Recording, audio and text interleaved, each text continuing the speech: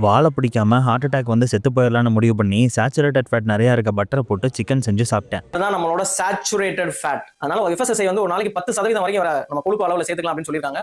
ஒருவேளை நீங்க 10% மேல எடுக்க ஆரம்பிச்சீங்க டெய்லி அப்படின்னா ஒரு வில்லங்கள்லாம் எப்படி ஆட்டம் காட்டுவாங்களோ அதே மாதிரி நம்ம ஹார்ட்ல உட்காந்து ஆட்டம் காட்டிடுவாரு.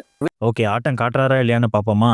ChatGPT கிட்ட என் டீடைல்ஸ்லாம் போட்டு protein requirements body weight into 2க்கு வர மாதிரி எஃப்எஸ்எஸ்ஐ சொன்ன மாதிரி 10%க்கு மேலே சேச்சுரேட்டட் ஃபேட்ஸ் போகாத மாதிரி ஒரு மீல் பிளான் கேட்டேன். 8 egg white, 2 whole egg, 300 gram chicken, 250 beef, மறுபடியும் 6 எக் ஒயிட்டு, 200 கிராம் சிக்கனு காமிச்சது. ஃபர்ஸ்ட் ஆஃப் ஆல் நானே இவ்வளோ கறி முட்டைலாம் சாப்பிட போகிறதில்ல. சரி, முட்டையை அவாய்ட் பண்ணிட்டு கறி மட்டும் வச்சு கேட்டேன். பாருங்க, ஆல்மோஸ்ட் 1 கிலோ கறி, அதில் 2 வேளை ரெட் மீட் வேற.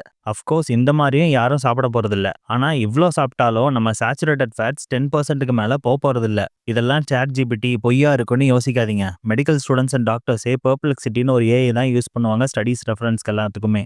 கைஸ், நம்மளாம் ஹெல்த்திஃபை மீ ஆப்பை வச்சு பொழப்பு ஓட்டிட்டு இருந்தோம், மறந்துடாதீங்க. அப்போ டாக்டர்ஸ் மக்கள் ஹார்ட் அட்டாக்ல வந்து சாகணும்னு நினைக்கிறாங்களான்னு கேட்டிங்கன்னா கிடையாது. அவங்க ஏன் சேச்சுரேட்டட் ஃபேட் சாப்பிட்டா ஹார்ட் அட்டாக் வரும்னு சொல்கிறாங்கன்னா அவங்களோட ஸ்டாண்டர்ட் டெக்ஸ்ட் புக்கில் அப்படி தான் போட்டிருக்கு. ஓஹோ, மெடிக்கல் ஸ்டாண்டர்ட் டெக்ஸ்ட் புக்கே நீ குறை சொல்கிற அளவுக்கு நீ பெரிய புடுங்கியான்னு திட்டுறது கேட்குது. அதுக்கு என் பெஸ்டி பதில் சொல்லுவார் இப்ப. Next is saturated fats. Earlier it was considered as a bad fat, but recent studies show that it is not as harmful as it was known before. கேட்டிங்களா? முன்னாடி பண்ண ஸ்டடியில் சேச்சுரேட்டட் ஃபேட்ஸ்லாம் கெட்டதுன்னு சொல்லியிருந்தாங்க. ரீசன்ட் ஸ்டடீஸில் அவ்வளோ கெட்டது இல்லை, மாடரேஷனில் சாப்பிட்டா நல்லதுன்னு சொல்கிறாங்க.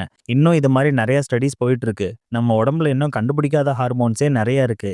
இது தெரியாமல் காலையில் ஒரு டாக்டர் வந்து ரிசர்ச் பேப்பர்லாம் பொய்ன்னு சொல்கிறியா, நான் உன்னை அன்ஃபாலோ பண்ணுறேன் போடா அப்படின்னு சொல்லிட்டு ஜோக் காமிச்சிட்டு இருந்தாரு.